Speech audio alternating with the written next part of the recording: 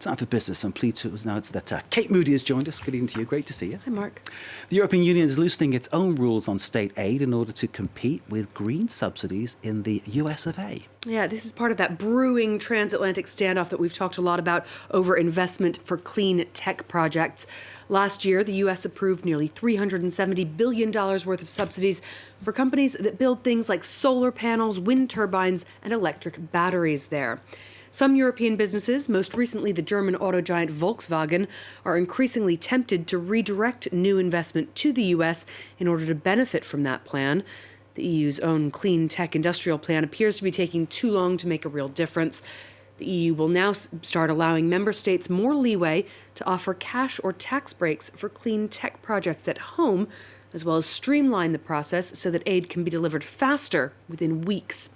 A statement from the EU's antitrust commissioner says that under those temporary changes, member states will also be able to match aid that's offered by a third country under certain conditions. The European Commission President Ursula von der Leyen is visiting Washington to discuss this and other issues. She'll be meeting with President Joe Biden and is expected to lobby for more cooperation and concessions so that European companies can benefit from those American subsidies without moving their business. Well, it's not just the EU and US racing to develop more renewable energy sources. Latin America is poised to become a major producer of solar and wind energy. A new report by the Global Energy Monitor suggests nearly 1 billion solar panels worth of clean electricity projects are set to be activated over the next 7 years. Charlotte Hughes has more. Here in Rio de Janeiro, it's good news for the fight against climate change. Analysts predict that solar panels such as these will become increasingly common in coming years, thanks in part to recently re-elected President Lula's pledge to develop clean energy sources. Brazil could certainly be a major producer in the coming years. One of the largest producers of renewable energies, especially solar photovoltaic, thanks to the potential to produce electricity and to the resources we have. Chile and Colombia are also ramping up investment. Mexico, on the other hand, has stalled in its clean energy progress since fossil fuel champion President Obrador took office. 37% of Chile's installed energy capacity consists of solar and wind power, which Brazil is also planning to expand upon. The wind power in Brazil is produced in large parks, large plants, not small ones. It has an important installed power with potential for growth within the Brazilian territory.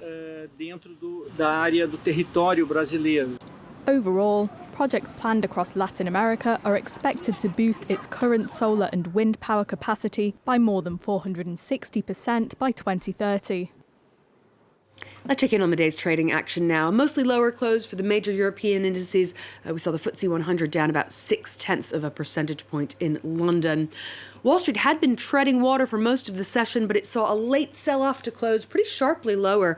Banks and financial stocks were among the biggest losers, pulling the Dow Jones down about 500 points.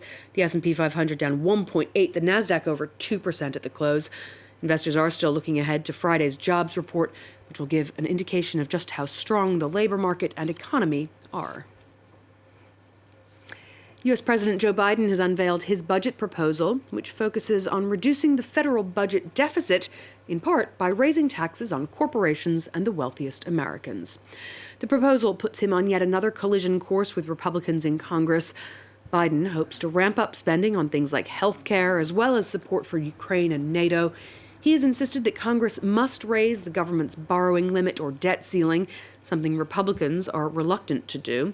But Biden said that could be paid for by reversing Trump-era tax breaks for those who are earning more than $400,000 a year, as well as corporations. Take a listen. No billionaire should be paying a lower tax than somebody working as a school teacher or a firefighter or any of you in this room. So my plan is to make sure the corporations begin to pay their fair share. It used to be 35%. We cut it down to 21%. I think we should be paying 28%. Of course, Mark, we know very much what gridlock on Capitol Hill is like. This plan unlikely to pass either the Senate or the House of Representatives. It's really more of an opening salvo, if you will, for negotiations to come. Interesting times as ever, neatly illuminated, as always, by Kate. Thank you very much. Great to see you, Kate Moody, with all the business.